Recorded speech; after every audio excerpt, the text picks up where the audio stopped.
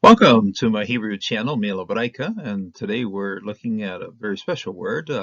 It's translated in English as blessing or being a blessing. It appears quite often as a noun, but does whole lot more work as a verb. In other words, being a blessing, bringing a blessing, receiving a blessing, and that's then appears as a verb. Even in the blessing, the high priestly blessing is also starts out as a verb. So it has a lot of meaning. It's a principle that works in Christian life. The relationship with God is the relationship we have with the Lord is one of blessing. He blesses us, and the relationship we must have with others must also be one of blessing. In other words, the life that we live is a blessing because it's something God has given to us, but we also bring that blessing to others. And let's get into it. It's a key concept of life. And when we understand it, it certainly does guide us and comfort us in the things we're doing in this world. And we'll just start with a very quick greeting. Incidentally, it is a very common greeting. Yebarachah, Yehovah, Yehovah, or Yebarachah, Adonai. May the Lord bless you. And just a very short greeting. We find that in Ruth 2, verse 4. These are actually the workers that were there on the field. Boaz had come out and given them a greeting, and then they respond with this greeting. It's Yevarachah Yehovah. It appears there because Boaz, as the main male character in this story, is the one who receives blessing, but also gives blessing. So he's a blessing to others. And so that defines his life.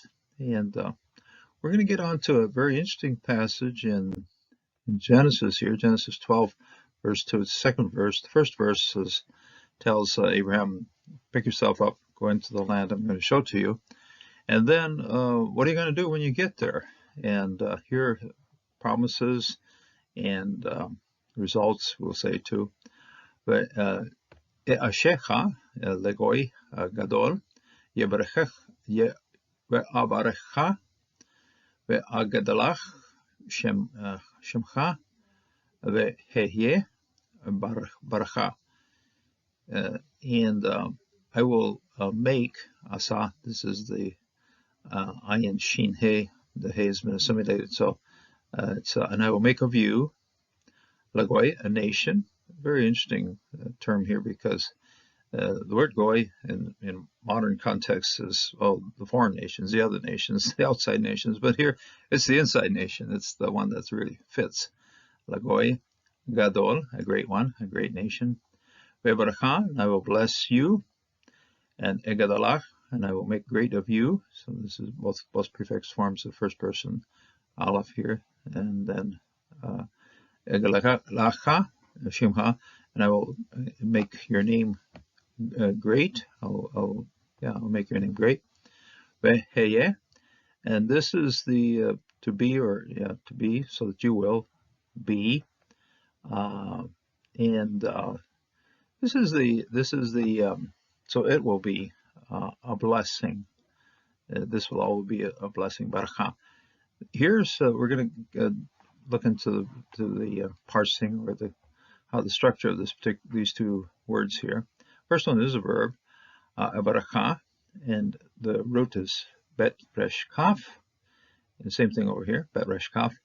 Over here you have the aleph, which is the first person prefixed verb of this particular verb, conjunction on the front of it. So you got and I bless you, and this is a suffixed pronoun attached to the end, second person masculine singular suffix to the end of this particular verb.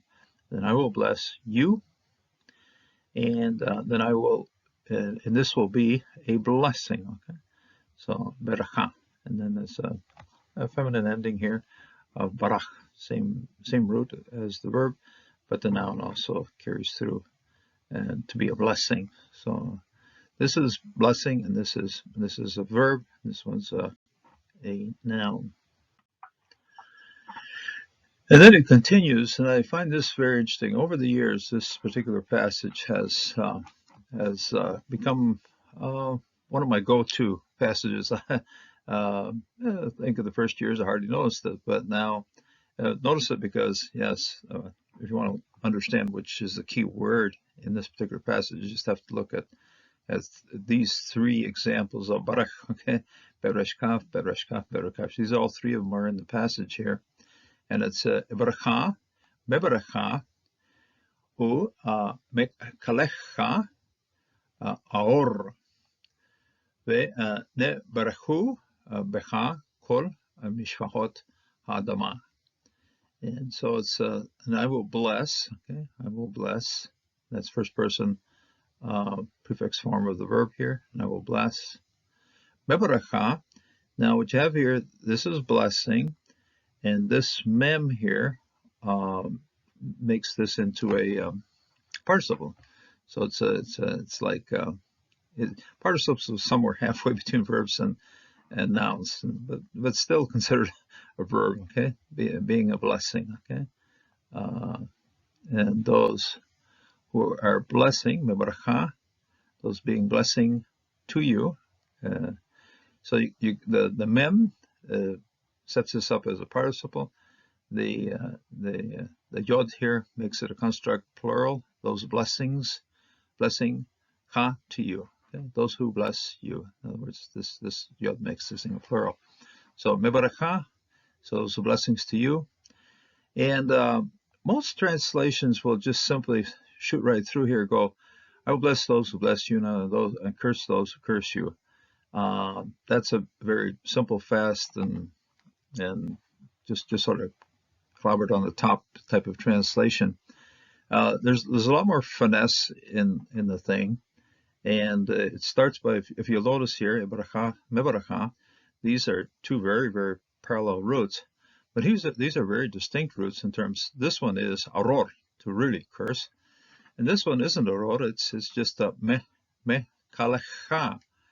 Kal is to be light. In other words, and incidentally, those of us who enjoy Hebrew grammar studies, the kal is the light version. Most of the verbs, by the way, in Hebrew are kal, and some of them are. And then from there, you got piel and hifel and hitpael and so forth. You got all kinds of exotic verbs after this, but most verbs are just simply the light, the very simple light core verbs. So this is a reference then to this kal, to be light. So those who, and then again, we have the very same setup here in terms of structure of this particular participle. You got mebaracha, and then you got me kalecha. So the root over here is bet resh kaf. The root over here is kof lamed lamed. So on the front of this one, the mem makes this into a participle, and then you have those who curse, those who take you lightly, to you. And then there's a second person masculine suffix pronoun on the end of this thing. So structure-wise, it's very, very similar, although this one is, I know it's a singular. That's kind of interesting. The one who takes you lightly. Okay, this is blessings in plural, and this one's, there's going to be one or two in the middle of all this who take you lightly. Aror, I will horrify them. I will curse them. This is, you have to roll the R when you say this one. Aror, or, okay, or I will be rough on those people. So on that person. So those who are treat you lightly. I find this when I first years and years ago starting my scripture studies, I considered this simply a personal promise to Abraham. And then I started realizing it's just a little bit more than that. It's maybe a general rule of life, or the way things are. If you are blessing people, the blessings will usually come back to us, and so forth. So being a blessing is something that receives blessings. And when you live in your ministry and your work, whatever you're doing, we generally get along with most of we try to get along with most people, but there are going to be a few people that, kind of in our face. You kind of, oh no, you've said something, you've done something, or you represent a nationality or something like that. That this doesn't sit with that person, and that person then goes, you have no value. I won't take you into account. You're out of here. Clear out. That kind of thing quite often results in aror. In other words, it comes back at them. In other words, when somebody has taken us lightly, we've and it comes back at them. And just meditating on a little bit more, this is something I find very, very true for what I call the people of God. When we are part of the nation of God, mentioned in the previous one, Goy, when we are part of the nation of God that God has called out of this world and established as His people, in a sense, we are a blessing then. The Lord blesses us. We then, of course, are blessings to others. But then what happens is those who take us lightly are, in a sense, because we represent the Lord, they are also taking the Lord lightly. And then when that happens, then the Lord responds. Maybe not immediately, but eventually He responds with the curse on those who take His people and Him then lightly. In other words, we have to be very careful when we are blessing, that it's a blessing that comes from us and comes from the Lord, something that's in accordance to God's will. And when that goes forward, it can be a great blessing. If it's not received, if it's rejected and so, then the curse falls on that person from the Lord. And all the earth, all the peoples of the earth, called mishpachot.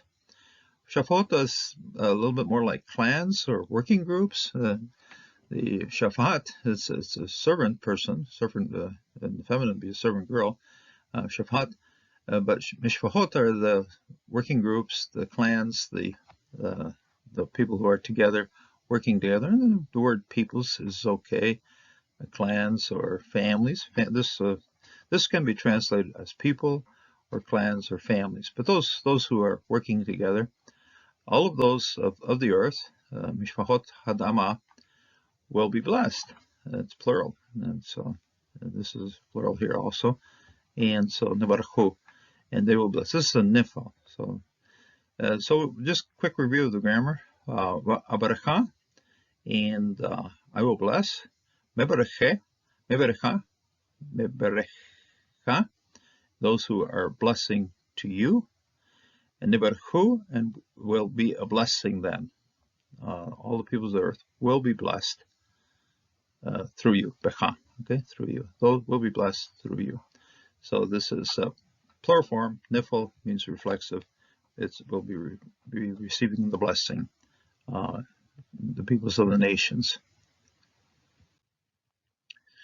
And brings us to one of the most beautiful passages, a very beautiful structure, and it begins right here with Yebracha.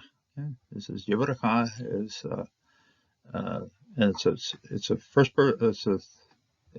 Jehovah here is the subject of Jehovah blesses you. The Lord must bless you. This is a petition. It's a prayer in a sense. Yebracha Yehovah ve'yeshmerecha ya'er Yehovah fanav elecha ve'yechunecha yetze Yehovah fanav alecha ve'shem lecha shalom. And so the Lord bless you, and the Lord keep you. And these are all petitions to the Lord for what we're asking of Him. This was the blessing that Moses taught to Aaron. Okay, when you're doing your priestly functions, this is what you do for the people. You call the blessing of the Lord upon them. And when the blessing of the Lord is called upon us, then what the Lord has taught Abraham, you also be a blessing to others. And because this is how the Lord works in this world. He blesses us, and then we also extend that blessing to others.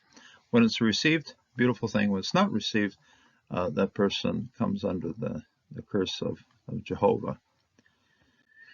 So, Yebracha Yehovah, may the Lord bless you, and may that be the case for your life today, in this day. Yebracha Yehovah, may the Lord bless you. Yeshmerecha, Yechunecha, and all those beautiful things that are in the Lord's blessing. May all of those things be upon you in this day. The Lord bless you and keep you. The Lord make His face shine upon you. The Lord be gracious to you, and make His lift up His countenance over you, and place in you peace. Shalom, shalom. Until the next time.